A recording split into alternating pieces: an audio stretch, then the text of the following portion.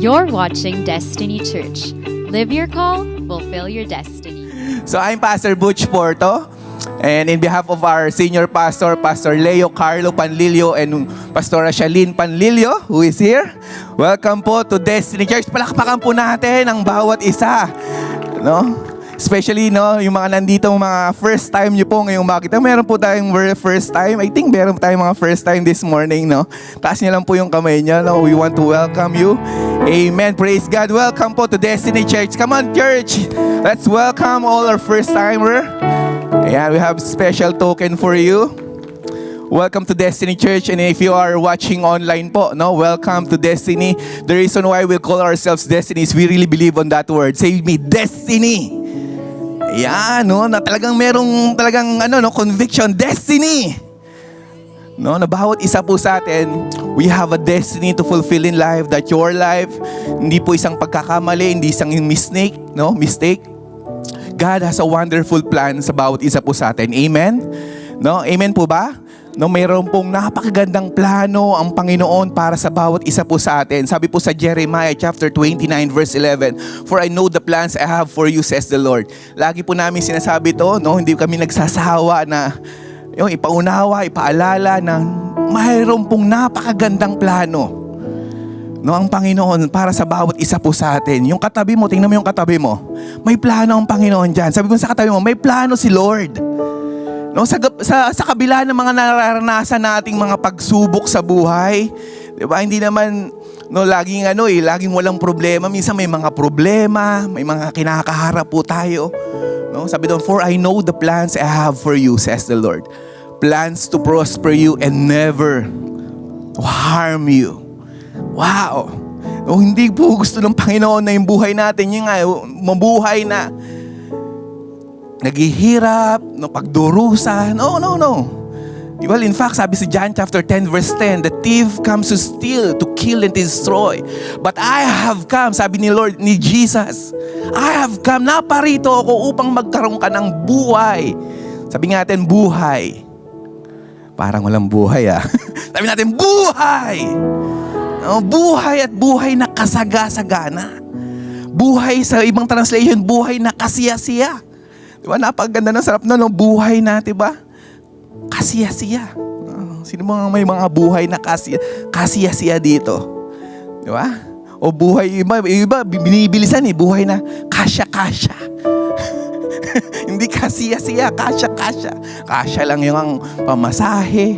No, pag nalaglag yung piso, wala na, hindi na makakauwi. No.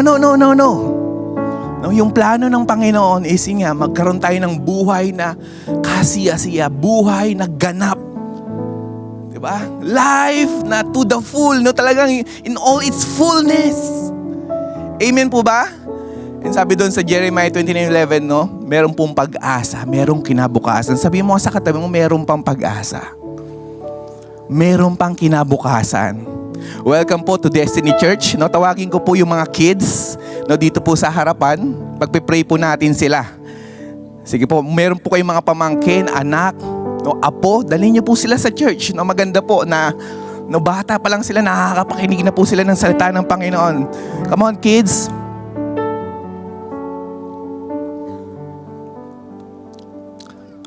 Church, stretch natin yung hands natin. Let's pray and declare the blessing of God sa buhay nila. Father, maraming pong salamat sa mga batang ito, Panginoon, Lord. Sa lahat ng kids na ito, Lord. Dalangin po namin, Panginoon, na ngayong umagang ito, iparamdam niyo po sa kanila ang inyong pag-ibig.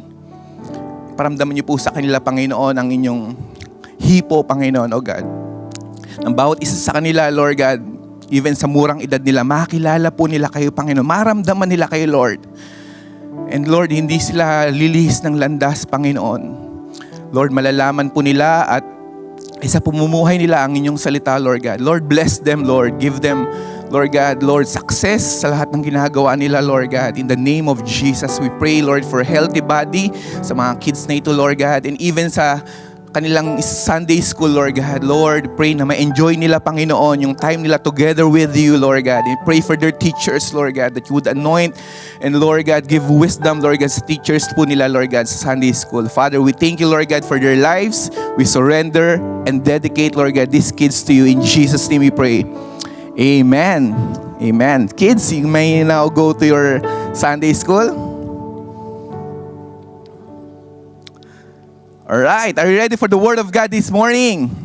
Can I invite everyone to stand up? Manalangin po tayo bago po tayo mag-start sa ating pakikinig ng salita ng Panginoon. Let's pray. Father, we thank you, Lord God, for this morning. Salamat, Panginoon, sa bawat isa po na nandito. Alam po namin hindi isang aksidente na nandito po, Lord God, kami. God, mangusap po kayo, Panginoon, Father God, sa bawat isa sa amin. Lord, we know that you are here. Your presence is here, oh God. Lord, you said in your word that you dwell in the presence, Lord, in the worship of your people, Panginoon. We worship you, God. Bring us closer to you, Panginoon, like never before. Lord, dalangin po namin na, Lord, yung puso namin, Panginoon, patuloy na tumibok, Lord God, sa aming pagpupurit, pagsamba sa inyo, Lord God. Lord, ilapit niyo po ang bawat puso namin sa inyo, Lord. Maramdaman pa po namin ang inyong pag-ibig. Lord, ang inyong, Lord God, grace, Lord God. Yung mercy niyo, Panginoon, araw-araw sa buhay namin. Ngayong umagang ito, Panginoon, kung sino man sa amin, Lord God, nangangailangan, Lord, ng kagalingan, Panginoon. Right now, Father, we know that you are a miracle worker, God. Lord, you perform miracles, oh God. Nothing is impossible with you, Lord. Right now, if you are that person, you need miracle from God. You need healing. Receive the healing of God this morning in the name of Jesus. Bago lang tayo magsimula, just receive right now. You can receive the healing of God. Lord, ilapat niyo po ang inyong kamay, Panginoon, sa bawat isa sa amin, Panginoon. Nangangailangan ng kagalingan, Lord God. And pray that you'd speak your word to us, Panginoon, this morning, Lord God. Open our heart. Buksan niyo po ang aming mga puso ng sagayon. Ang bawat salita na aming mapapakinggan this morning, O God. Lord, will give life, Panginoon. Transform us, Panginoon, O God. And change us, Lord God, to a man and woman that you want us to be. Lord, I pray that you would remove every form of hindrances, Panginoon, sa aming pakikinig ng inyong salita, Lord. And may we enjoy, Panginoon, to be in your presence, O God. Salamat sa inyong matinding presensya ngayong umagang ito. And we give you all the glory, honor, and praise. In Jesus' name we pray. Amen and amen. You may be seated. Alright, we will continue with our series topic, Last week, yung sinimulan natin yung topic natin about, how many of you were here last week? Yung buhay ni David, Yung title natin, for this message is 5 Smooth Stones, How God Forms Giant Slayers. Wow! Sino yung mga giant slayers dito? Diba? 5 smooth stones, how God forms giant slayers. We talk about David in the valley of Elah last week. We talk about the 5 smooth stones. He picked up before facing Goliath. Pinag-usapan natin yung mga 5 batong makikinis. And paano naging makinis yung mga bato? The Bible says, hindi yung isa aksidente na bigla na lang makinis yung bato. Tama ba? Many people focus on the sling, the giant, or even the victory. Oy, natalo ni David si Goliath. Wow! Pero paano nga ba niya natalo? Paano nga ba niya na-defeat itong higante? Grabe, talk about, sa Bible sinabi doon, higante. Malaki. Diba? Hindi ordinary yung size. Wala ngang gustong humarap sa kanya eh. Pero paano nga ba na-defeat ni David ito? Sa pamamagitan ng 5 bato. Hindi lang bato, pero sabi doon, the Bible says it is, yung bato na yun is 5 smooth stones. Diba? Last week, we talk about that, right? In-emphasize that, ng Bible na yung bato na yun is smooth stones and not just ordinary stones. And I shared kung paano yung rough stones na nagiging smooth stone through, it didn't become smooth overnight. No, yung isang batong magaspang, hindi yan overnight, biglang, uy, smooth na. Hindi. Merong process. Say me, process. We talk about the process kung paano yung sa streams. Tama po ba? No? Kung paano yung friction, yung pressure, yung current, no? And constant flow shape that rough stone. No? Grabe, no? And hindi lang yun. Hindi lang yun sa bato. Even for the life of David.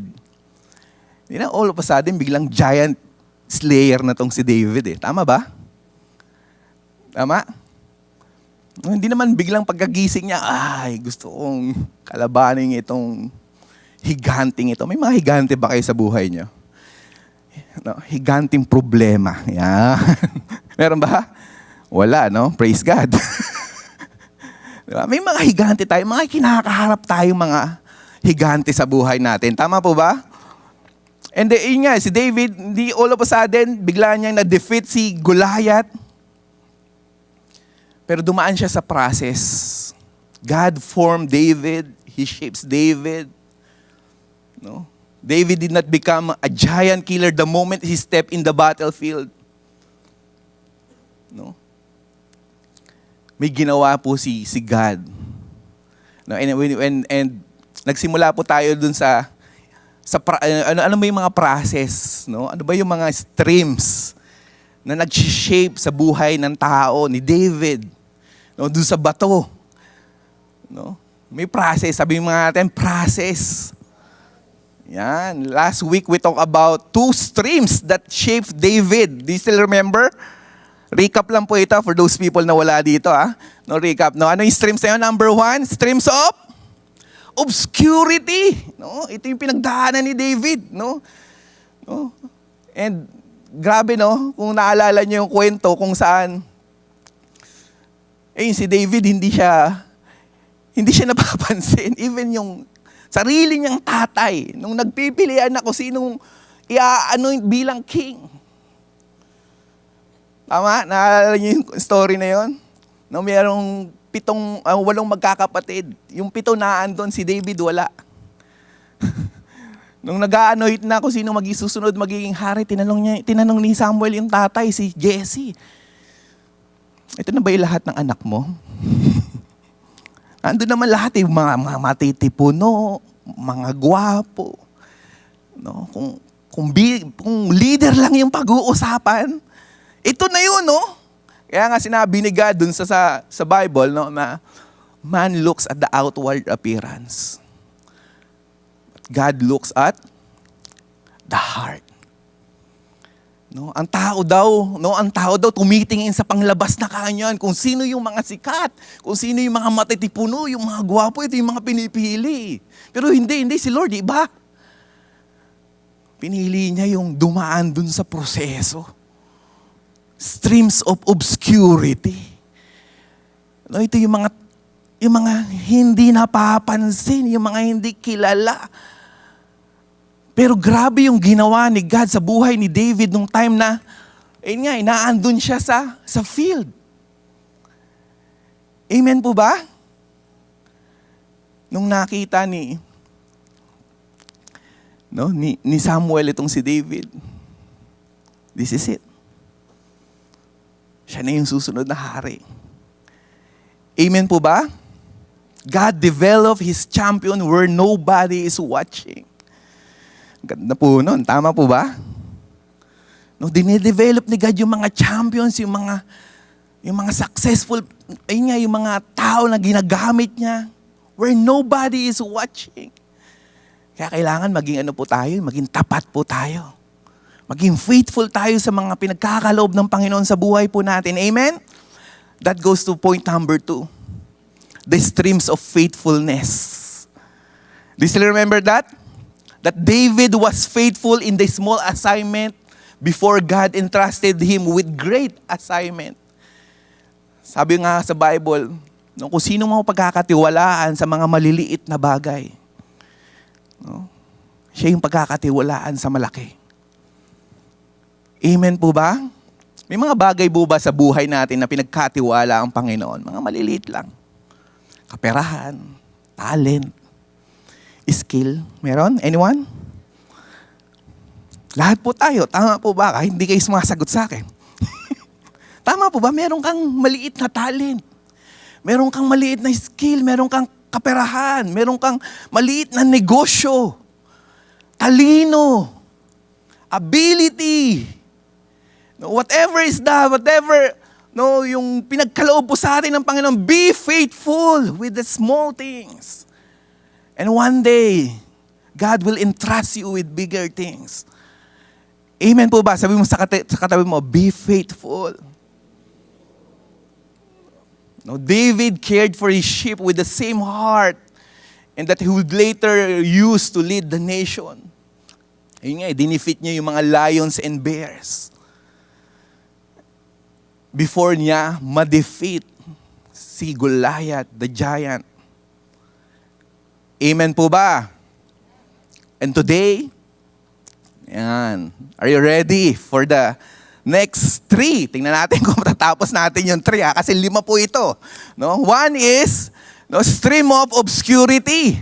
Pangalawa, streams of faithfulness. Then number 3, the stream of adversity. Ang ganda, no? Excited ba kayo? Excited ba kayo pag pinag-uusapan yung adversity? Come on, Pastor! Bring it on! Sino-sino may mga hinaharap kayo mga adversity sa buhay? Lahat po tayo, tama po ba? Maliit man yan o malaki. Tama? And God shapes us through battles nobody sees. Do you know that? No? That God shapes us through battles that nobody sees. No? Tingnan natin yung buhay ni David. 1 Samuel, sige basahin natin. 1 Samuel, ang ganda po na ito, no? 1 Samuel chapter 17, verse 34 to 37. Tingnan natin. Anong nangyari? Sabi dito, but David said to Saul, your servant has been keeping his father's sheep. When? Say me when. Say when. No, I want everybody to participate. Say when. Yan, no? When a lion or a bear, when adversity appeared, no? Sino may mga lion dito, may mga bear? No? Sabi diyan, when a lion or a bear and carried off a sheep from the flock, I went after it and struck it and rescued the sheep from its mouth. No? When I turned on me, I seized it's by its hair. Struck it and killed it. Ito yung time na kung saan walang gustong lumaban kay Goliath. Lahat takot eh. Paano mo naman hindi ka matakot? Higante. Kahit siguro doblehin yung height mo, parang hindi pa rin uubara. Baka pitiking ka lang nun. No, so sobrang laki nito, isang suntok lang sa iyo, isang tadyak lang sa iyo, tapos wala pang mga armas, pero sabi doon, gabi, naka-full battle gear. Digmaan yun eh. Pero dito si David, naalala niya yung experiences niya in the past. That when this lion and bear, ito yung when talk about lion and bear, ito yung mga adversity na kinaharap niya before. Yung mga problema na naalala niya way back. Teka lang, naalala ko nung time na biglang mayroong lion na umatake, lumapit eh. No? Sino makapagsabi na ang lion talagang adversary yun? Meron kang alagang tupa. Tama ba? Nagpapastol ka ng tupa. Biglang merong dumating layon. Hindi lang yun, merong bear. Anong gagawin nun? Kakainin yung mga tupa mo. Inaalala ni David way back before na meron siyang skill, meron siyang talent, meron siyang capacity na yun, capabilities na kaya ko to eh. Napagtagumpayan ko to eh. May mga bagay ka bang napagtagumpayan na sa buhay? Naalala mo ba yung mga bagay, mga maliliit ng problema na kinaharap mo and na-overcome mo? Meron ba? Diba, alalahanin mo yun. Minsan kasi nakakalimutan natin yung mga pinagdadaanan natin before. Yung mga pinag-pray natin na na-answer ni Lord. Yung mga maliliit na bagay, na simpleng bagay lang, pero nakalimutan mo na nung nagkaroon ka ng problema ngayon. Diba? Marami sa atin nakakalimot eh. Ay, sis, di ko na kaya eh. Nawa ipaalala sa iyo ng Panginoon. Yung mga moment na nagpe-pray ka, yung mga moment na umiiyak ka, and then God all of a sudden answered your prayer. Those little problems, those small problems, those lions, bears na kinaharap mo before. I pray that you would, maalala po natin. Tama po ba? Hindi tayo yung biglang magugulat na lang, may problema na tayo. Hindi. Naalala ni David. Naalala niya kung paano niya ni-rescue. Kung paano niya inisnatch dun sa mouth ng lion itong mga sheep na ipinagkatiwala sa kanya ng Panginoon. Pwedeng ano na lang eh. Alam mo yun, yung dumating yung lion, sheep, tumakbo na rin si David. Tama ba? Sino sa inyo gagawin niyo yun? Tama? Malantay yung problema eh. Eh kung ako kaya kainin ito, marami pa namang sheep dyan eh. Diba? Isa lang naman kakainin yan, 2, 3, okay lang, 100 yan. Baka hindi na maalala ni tatay. Pwedeng takbuhan ni David yun eh. Tama po ba? No? And minsan ganun tayo, yung initial reaction natin. Takbuhan na yung problema. Kapatid, huwag mong takbuhan. Amen? Sabihin mo sa katay mo, huwag mong takbuhan. Si David hindi niya tinakbuhan. Nung may umataking lion, may umataking bear. Sabi niya, teka, ito na yung pagkakataon. No? Maaaring natakot siya. Tao siya eh. Bata lang siya. Diba, normal yun. Matakot ka, kabahan ka. Real talk lang. Pero hindi, sabi niya dito, your servant has killed both lion and bear, and this uncircumcised Philistine. No?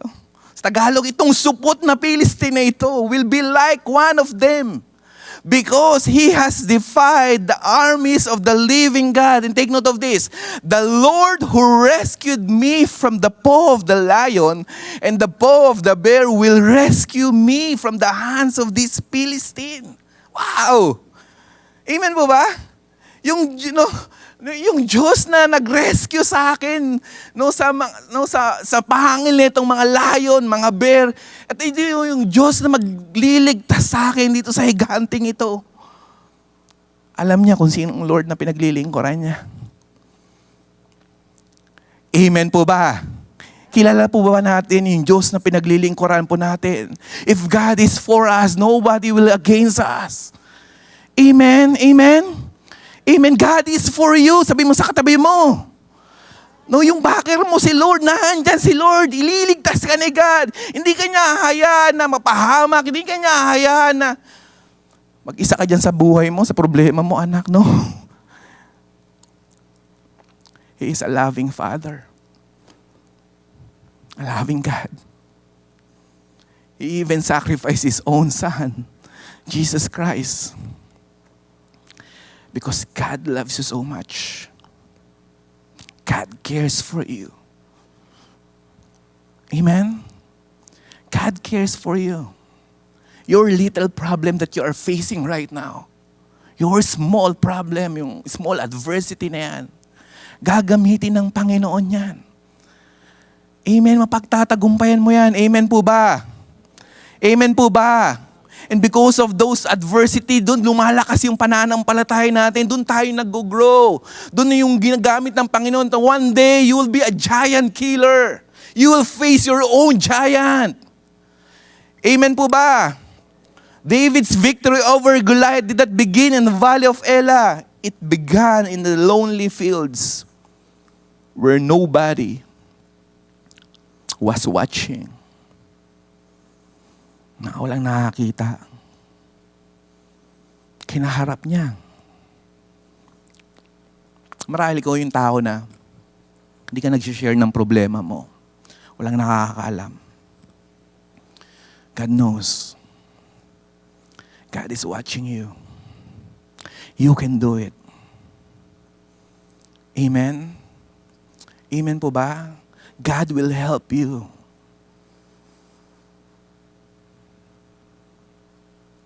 Amen. The battles you win in public are first won in the secret place of prayer.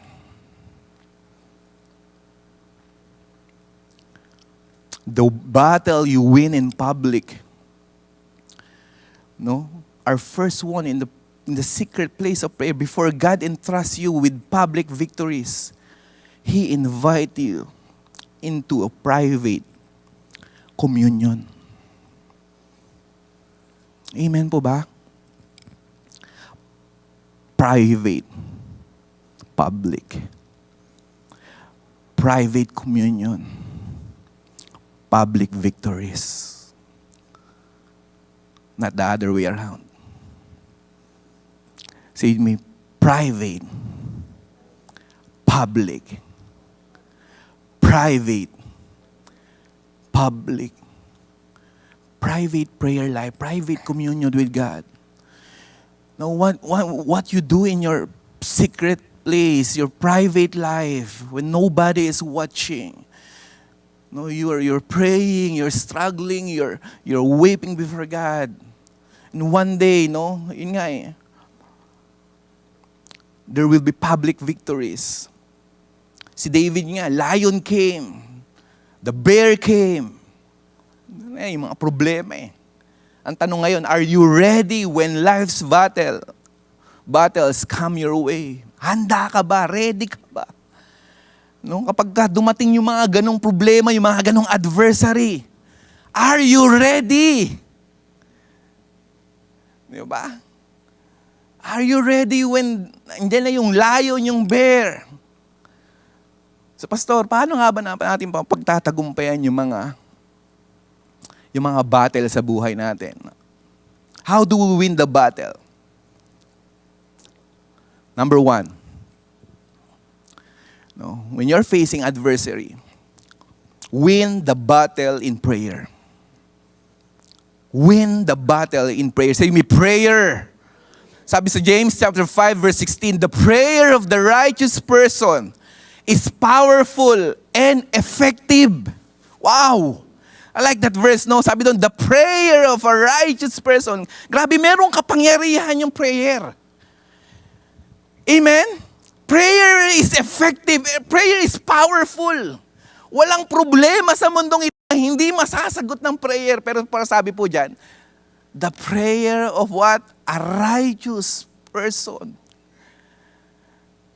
is powerful and effective.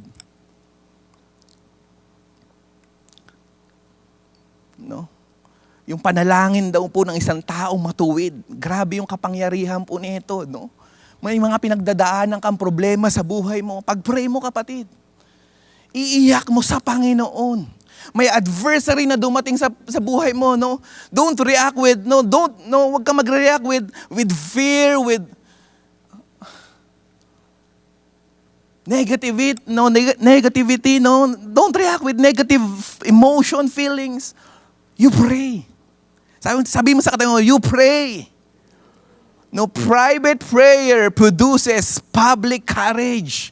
Kung ikaw, you spend time, with God in your secret place, your quiet time, you spend time privately with God. It will produce public courage. Kung ano man yung mga dumating na problema sa buhay mo, you can face it. Adversary, lion, bears. Doon nagbibuild yung courage. Amen? Meron kang tapang na harapin. Kaya mong harapin. Hindi ka uurong, hindi ka matatakot. Because you know you spend time with God in your secret place. Don't wait until the battle comes to build your prayer life. Iba sa atin. No? Nagpipray lang kapag mayroong mga problema. Pag dumating yung problema, no, don't wait. No, until the battle comes to build your prayer life. Right now, build your prayer life. Start your prayer life. Amen po ba? No, wala bang mga problema, mag-pray ka na, matuto ka mag-pray. Matuto po tayong, manalangin. Ang dami pong iba't ibang klaseng panalangin sa Bible. Amen. And victory is often prepared in the secret place. Kung doon pa lang sa prayer, time mo with the Lord, you receive the victory. Huwag ka na magulat kapag nakuha mo na yon. No, in public place. Pag dumating yung problem. Kasi first of all, na-win mo na siya eh. Napagtagumpayan mo na siya, na-overcome mo na siya. Amen po ba? Ano yung number 1? Win the battle in prayer. Pangalawa, stand on the Word of God. Stand. No? Manindigan po tayo sa salita ng Panginoon, not on your feelings. No? When adversary comes your way, you have to know the Word of God. No? Kaya importante, nagbabasa po tayo ng salita ng Panginoon. Nag-aaral tayo ng salita ng Diyos. Kasi pag may mga problemang dumating, adversary, lions, bears, problem sa buhay natin, we know His promise. We know yung word niya. Sabi sa Bible in Ephesians chapter 6 verse 17, take the helmet of salvation and the sword of the Spirit, which is the Word of God. Amen? In this world, no, there is battle, no? And yung battle na kinakaharap natin is just, hindi physical battle. Lahat ng nangyayari in the physical, first of all, nangyayari yan in the spiritual. And paano natin mapagtatagumpayan yung spiritual battle? Sabi po dito sa scripture, take the helmet of salvation and the sword of the Spirit, which is the Word of God. No, the sword of the Spirit, no, yung sword natin, yung kalasag natin, yung sword natin, ito yung salita ng Panginoon, ito yung ika-counter po natin sa kaaway. Amen. May pinagdadaanan ka problem, alam mo yung salita ng Panginoon. Alam mo yung pangako niya. Amen po ba? Joshua chapter 1 verse 8 to 9. Success comes from meditating on God's word. Matthew chapter 4 verse 1 to 11. Jesus defeated Satan by declaring, "It is written." Puro salita po ng Lord. Si Jesus, nung tinempt siya ng kaaway, nandyan yung adversary, sinabi niya, "It is written." Yung laging counter-attack niya sa kaaway, it is written. Ito ang nasusulat. Man shall not live on bread alone. Do not test the Lord your God. It is written. Amen? Amen? Are you there? When adversary comes, know the Word of God. Stand on the Word of God. Don't be swayed by your emotions. Don't be swayed by the problems na yung kinakaharap natin. Know the Word of God. Stand on the Word of God. Amen? Even Joshua, yung command ng Panginoon, this book of the law shall not depart from your mouth, but meditate on it day and night. Wow! And you know what? Joshua, grabe yung nangyari nung time na yun. Grabe yung victory na nakamtan nila. Because what? They meditate the Word of God. Day and night. The Word of God does not depart from your mouth. Amen? Sabihin mo sa ate mo, stand on the Word of God. You cannot defeat the enemy if you don't know the weapon God has given you. Ano yung weapon mo? Salita ng Lord. Kapatid, meron kang weapon, meron kang sword. Huwag lang tayo panay ang ilag lang. Yung ilag ka lang ng ilag. Meron ka ba nakitang digmaan na panay ang ilag mo lang pero wala kang armas? Ano mangyayari doon? Wala eh.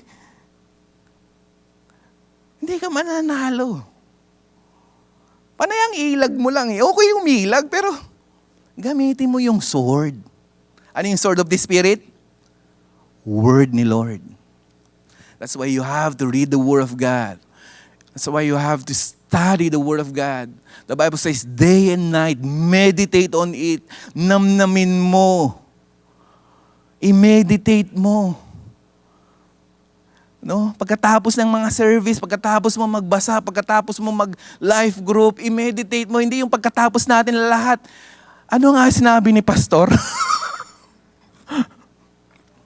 Ano nga sinabi ni Kuya? Nakalimutan ko na. Ano nga ang verse po yun? Ano? Some of you, yun nga, pinipicturean yung mga verses. Screenshot mo. Namnamin mo anong sinasabi niya itong salitaan na to. Anong application niya ito sa buhay ko, sa problema ko? No, hindi lang natin ini-screenshot din, ipopost. Wala na, tapos. No. Anong impact nito sa buhay ko? Nung mabasa mo yung salitahan ng Lord, anong sinasabi ng Panginoon sa akin? Nung nagsasalita si pastor sa harapan, ano ba yung salitahan na yun? Anong epekto nung sa akin? Amen? Hindi lang yun yung nakinig tayo ng salita. Nakita lang natin yung word ni Lord. Pero walang dating sa atin. Come on. I think there's something wrong with that when the word of God is being preached and being presented and ang dating sa atin parang wala lang. We have to check ourselves. We have to check our heart. Is our heart still a good ground? Is our heart still hungry, thirsty for His Word? Anong epekto nun sa akin? Lord, paano ko ba may isa pamumuhay itong salita na napakinggan ko ngayong umagang ito? Na sinabi ni ate sa cell group ko. Na nakabasa ko ngayong umagang ito sa aking devotion. Apply. Namnamin mo. Sabi mo sa katabi, namnamin mo. Diba may mga bagay ka bang ninamnam? Diba ano yung mga bagay ninanamnam mo? Bakit mo ninanamnam? Sige nga. Bakit?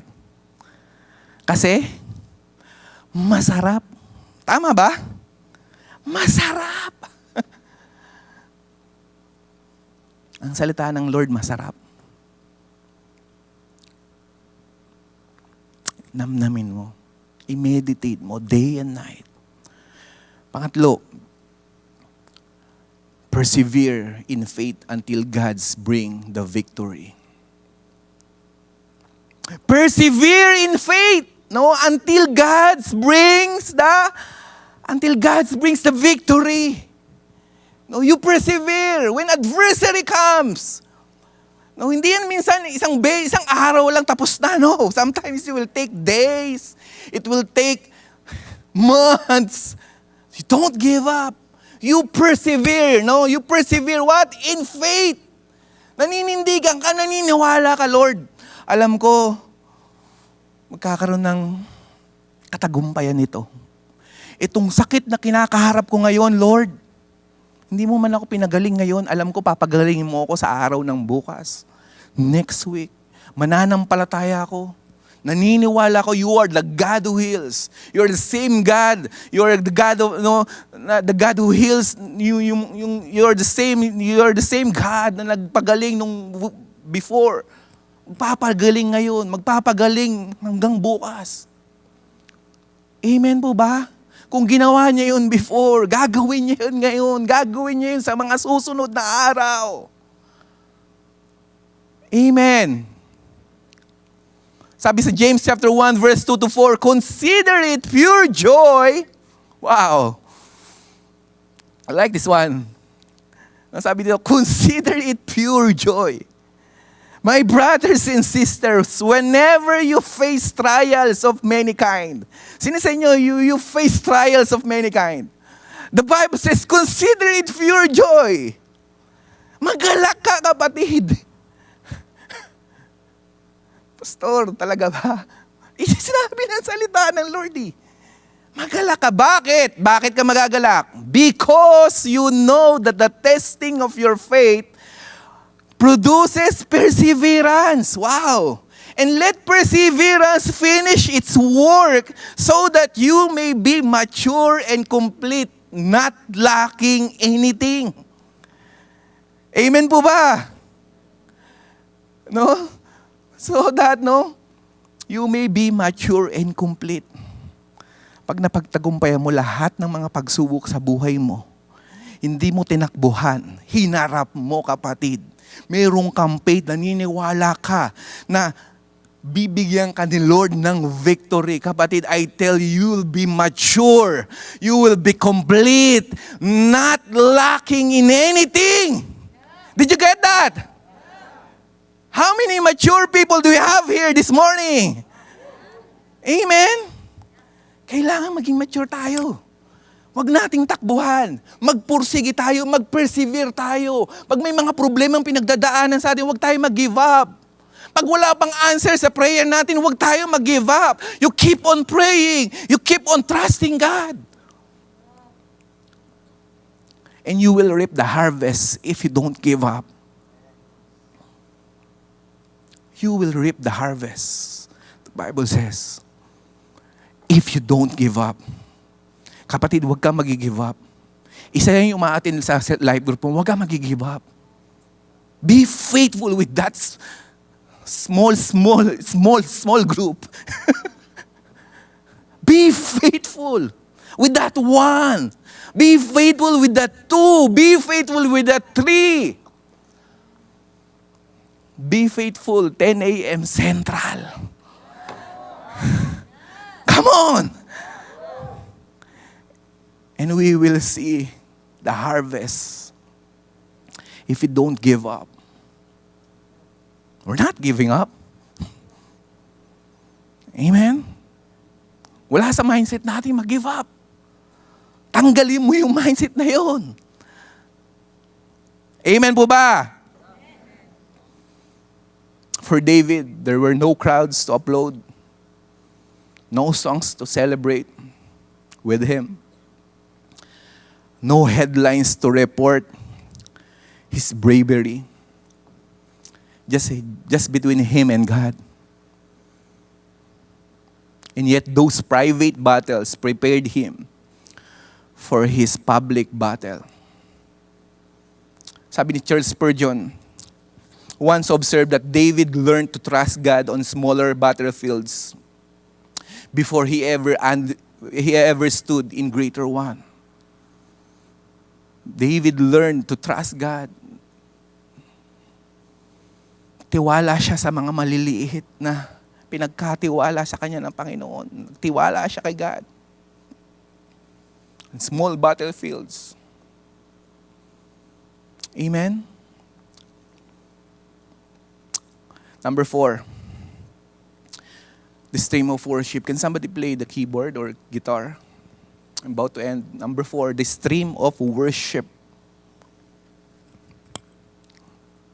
Ano yung number 3? The stream of what? Adversary. Ganda, no? Yung mga pagsubok sa buhay. Number 4 is the stream of worship. God shapes us in His presence. Wow! And David was not merely a shepherd, no? David was a worshiper. Si David, he's a worshiper. He's a man after God's own heart. He knows how to worship. And that stream na yun, yung stream of worship, molds David, shapes David.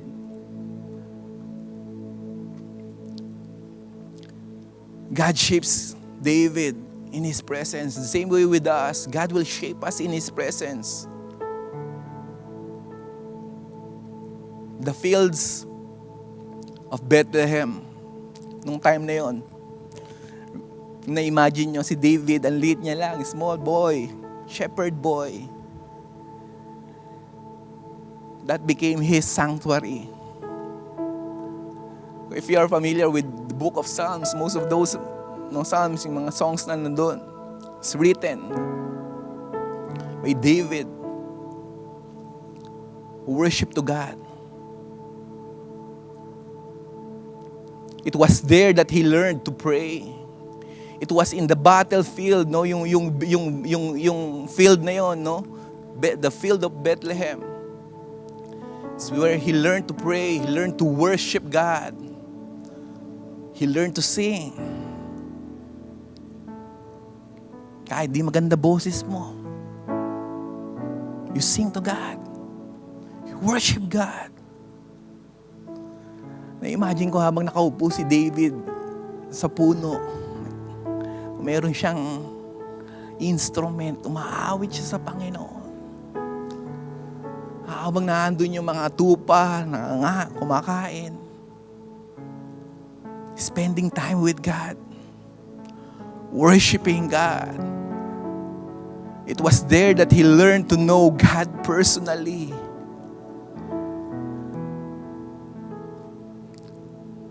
Christianity is not about just it's not just about religion. Christianity is relationship. Amen. Know to know God. Know God personally. Nangungusap ang Panginoon. And it is in your worship time, it is in your private time, in your prayer time, that you hear the voice of God. It's in the quiet place that you begin to listen to the voice of God. You know God personally. When nobody is watching, it's you and God. Amen? Spend time. Many scholars believe that several of the David's sons were birthed during these hidden years of shepherding.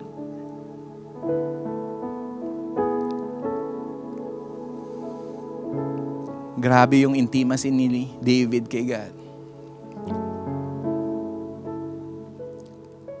Worship, what is worship? Worship transforms us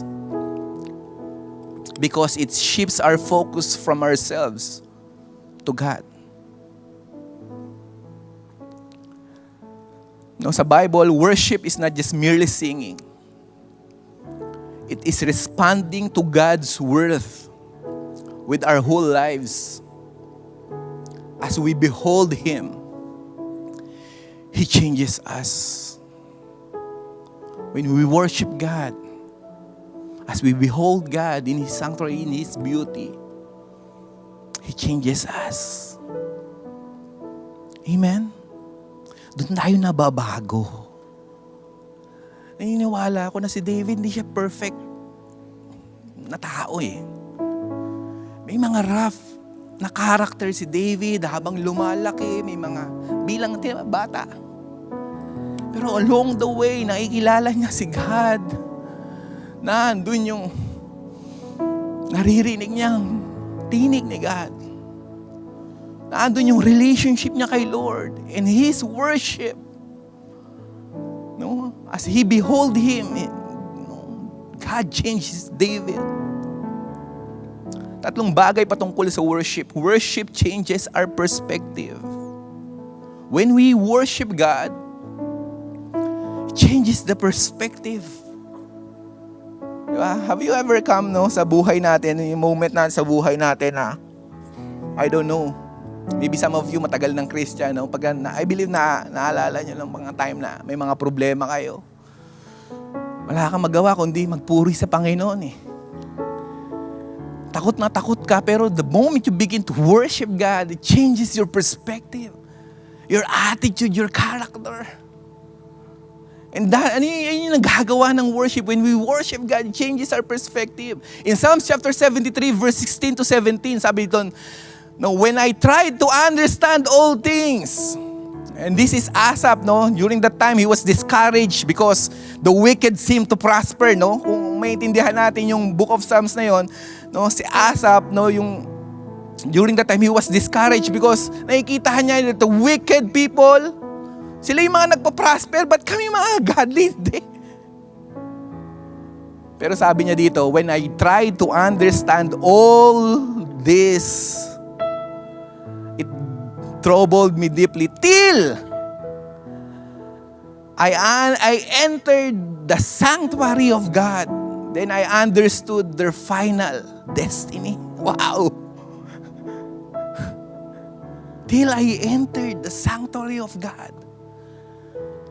Amen? Worship changes our perspective. Nag-iiba yung perspective natin. Before, iba yung perspective niya eh. Until he entered God's presence in worship, nagbago. O sabi nagbago. Ayun yung ginagawa ng worship. Worship lifts our eyes above our problems and fixes them on God's greatness.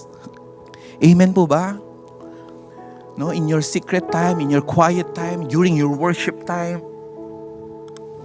God will bring you to a place kung saan makikita mo yung perspective niya. Amen? Makikita mo yung greatness niya. Kung paano pagtatagumpayan yung mga adversary sa buhay mo.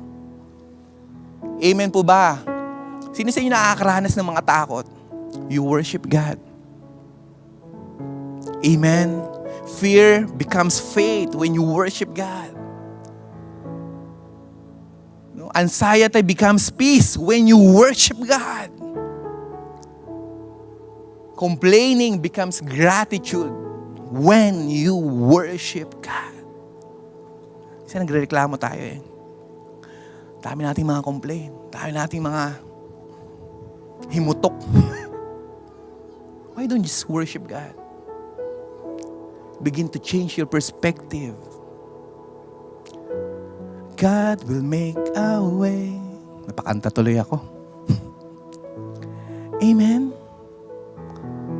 When there is no way, God will make a way. Amen po ba? Pangalawa, worship changes our character. Kanina, our perspective. Now, it's our character. 2 Corinthians chapter 3, verse 18, and we all who with unveiled faces contemplate the Lord's glory are being transformed into His image with ever-increasing glory. Wow! The more we behold Christ in worship, the more we become like Him.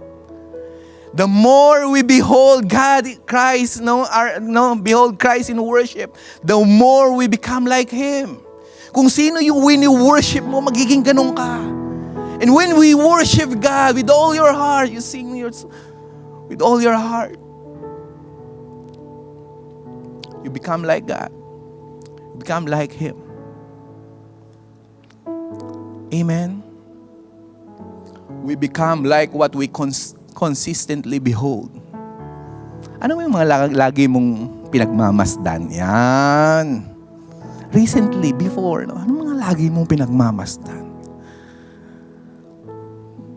Narinig niyo ba yung katagang, yung taong niya, mukhang pera yan eh. Diba? Bakit? Kasi yung, lagi siyang, alam mo, yung utak niya parang laging pera na. Bakit nagiging mukhang pera? Kasi yung mindset. Puro pera. Pag tingin na yung tao, pera.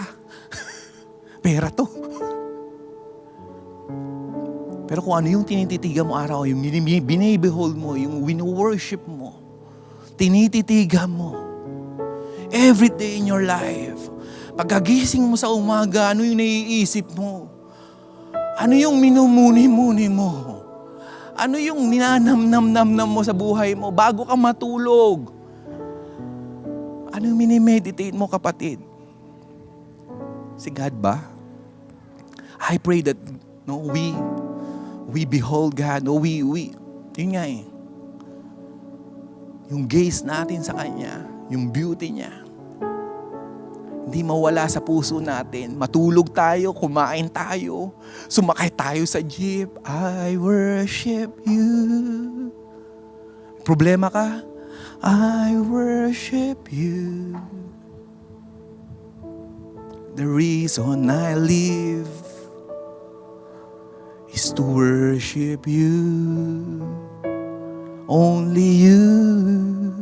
Amen? You behold. You become what you behold. Worship softens a hardened heart.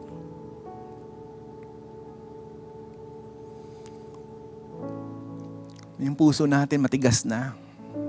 Allow the Lord to soften our hearts to worship.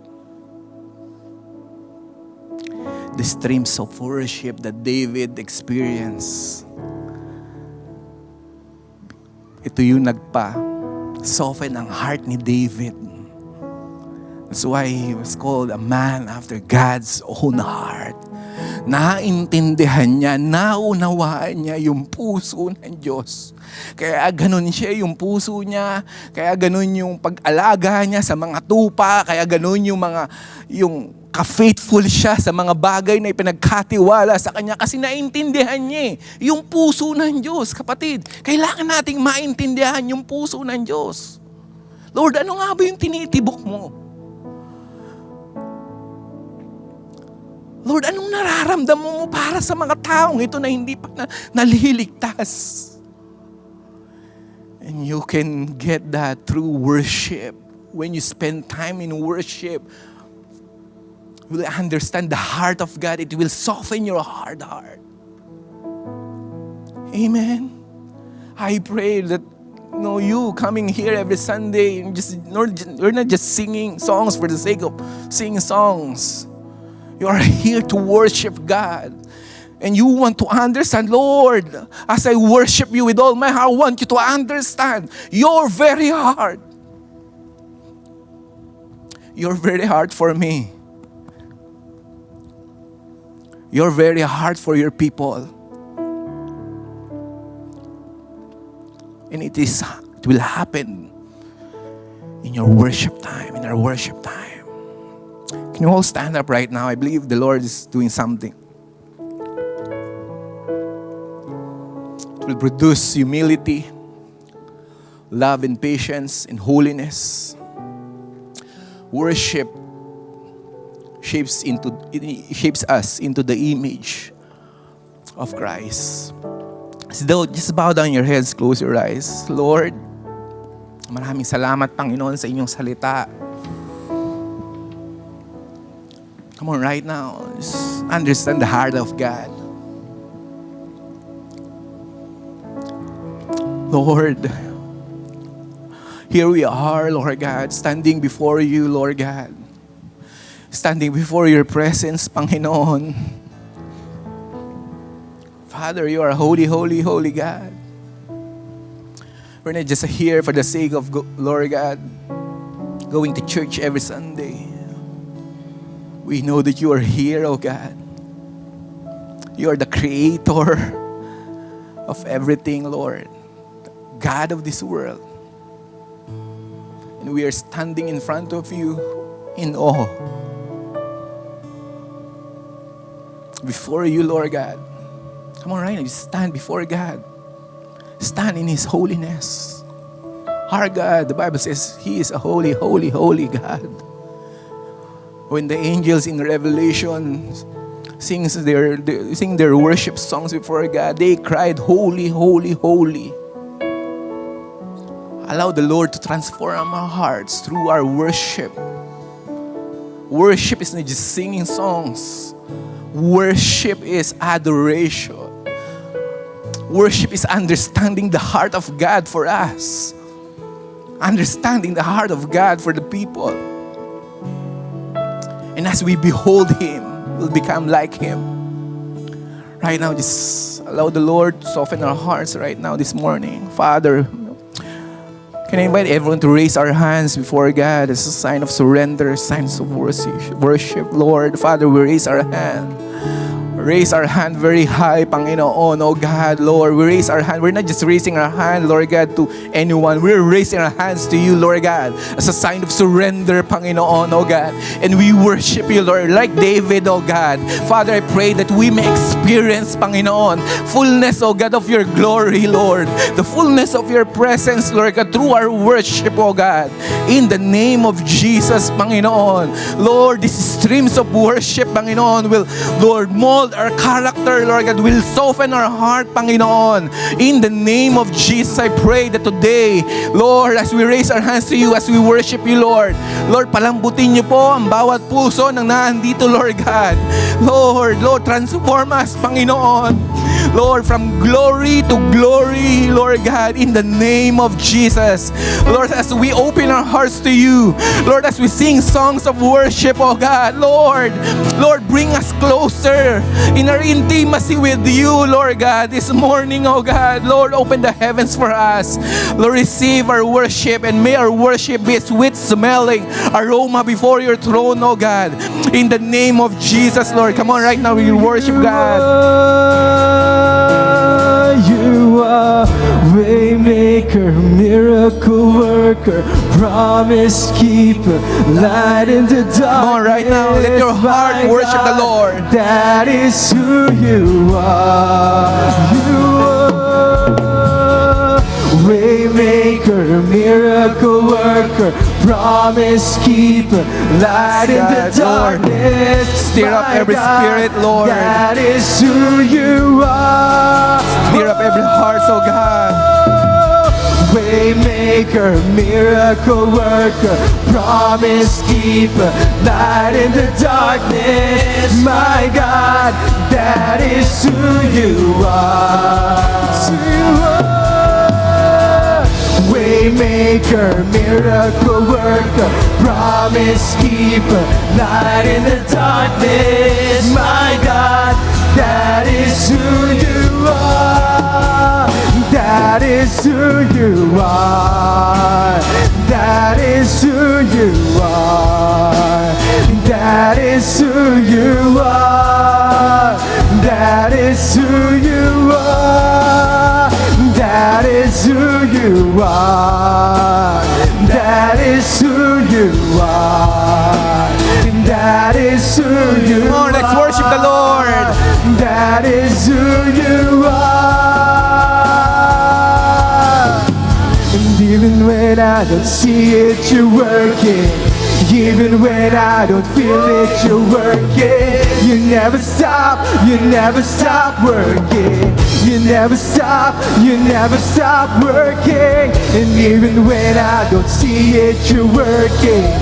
Even when I don't feel it, you're working. You never stop working. You never stop working. And even when I don't see it, you're working. Even when I don't feel it, you're working. You never stop working. You never stop, 'cause you are Waymaker, miracle worker, promise keeper, light in the darkness. My God, that is who you are. Waymaker, miracle worker, promise keeper, light in the darkness. My God, that is who you are. And may I never lose the wonder of your presence. May I always stand in awe of who you are. The beauty and the gift of your friendship is unlike anything I've ever known. May I never lose the wonder of your presence. May I always stand in awe of who you are. Oh, the beauty and the gift of your friendship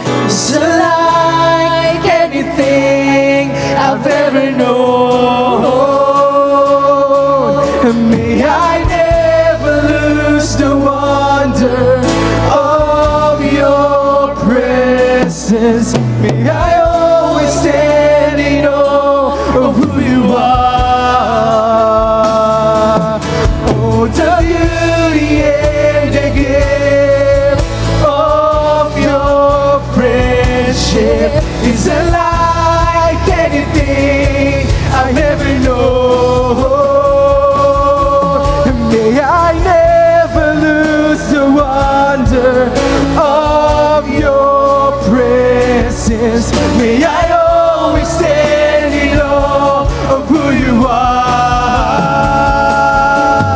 Oh, the beauty and the gift of your friendship is unlike anything I've ever known. You are the Alpha and your Omega. You're in the middle. You hold it all together.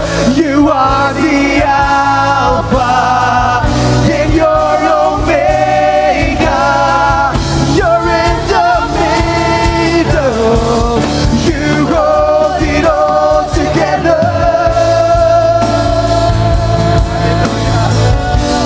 Hold it all together.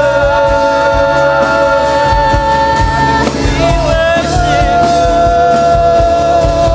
And I believe that I will see the goodness of the Lord. I'm confident as seasons change, your faithfulness remains.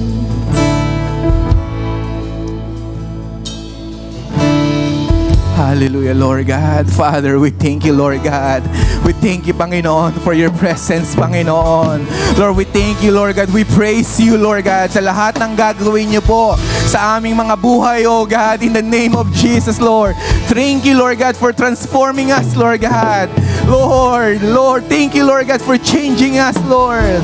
Thank you, Lord God, Lord, for your presence, Lord, in our midst, Panginoon. We worship you, Lord God. You're still, Lord God, you're still the same yesterday, today, and forever, Panginoon, Lord God. Salamat, Panginoon, oh God. Lord, sa lahat ng ginawa niyo po sa aming buhay, Panginoon. Salamat, Lord God. And we worship you, Lord God. Thank you, Lord God. We worship with all our hearts, Lord God. Lord, Father, like David, Panginoon, Lord, may our hearts, Lord God, continually beat, Lord God, Lord, in worship, Lord God, after you, Lord God. In the name of Jesus, Lord God, Father, Lord, we pray, Father God, that you'd continue to raise us, Lord, raise us up, Lord God. Raise up, Panginoon, giant killers, Lord God, in this church, Lord God.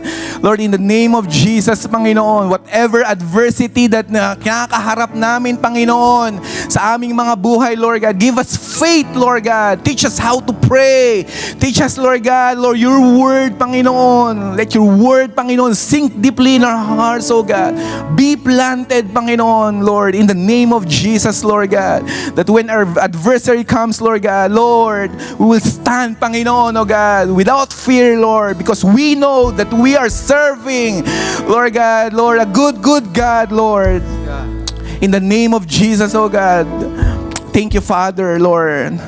And thank you, Lord God, for your presence this morning.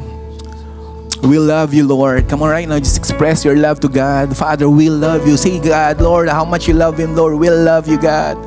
Even if I'm just here, Lord, for the very first time, Lord. Lord, I love you, God. Thank you for your presence. This morning, if you are here for your very first time, or maybe not, no? That you want to surrender your life to the Lord. I want to give you this opportunity. With all heads bowed and all His Bible says, no, Jesus is knocking at the door of our heart. If anyone hears His voice and open the door, He will come in. Kung pagbubuksan mo siya ng pintuan ng puso mo, siya ipapasok at mananahan sa atin. And today, if you hear His voice, and you want to open the door of your heart, I want to pray for you personally with all heads bowed down and all eyes closed. May I request just raise your hand to the Lord as a sign of surrender, a sign that you want to give your life to the Lord.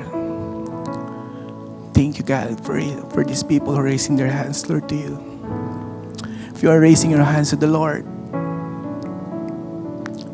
just follow me in this simple prayer. Lord Jesus, Thank you for my life that you have given me. Thank you for my life that you have given me. Today, Lord, Today, Lord, I make this decision I make this decision to surrender my life to you. to surrender my life to you. Lord, I open my heart. Lord, I open my heart. I make you my Lord and personal Savior. I make you my Lord and my personal Savior. Thank you for dying for me on the cross. For dying for me on the cross. Thank you for loving me. Thank you for loving me.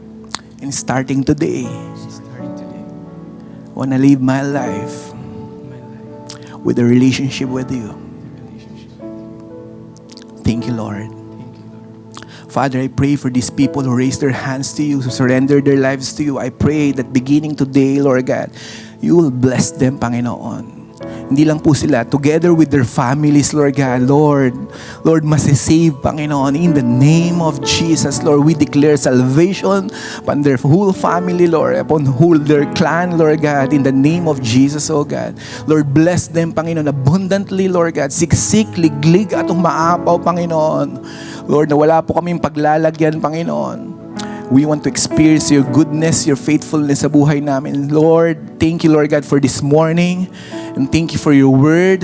We give you all the praise, all the glory, and honor, Panginoon. In Jesus' name we pray.